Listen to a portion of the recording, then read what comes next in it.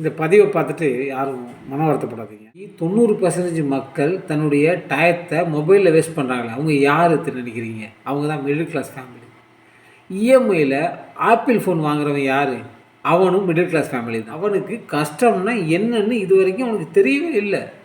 அதுதான் main reason.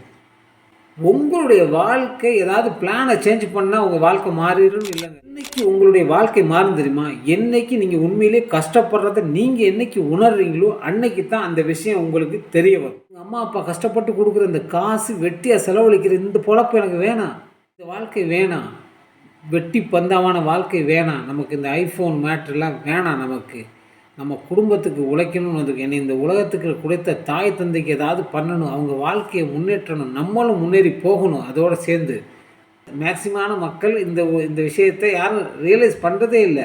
நீங்கள் உங்களை மாற்றலாமா? இல்லை, ரியலைஸ் நம்ம பண்ணலைன்னா நம்மளுடைய நிலைமையை நம்ம மாற்ற முடியாது. எந்த ஒரு விஷயமா இருந்தாலும் சரி, சரிங்களா?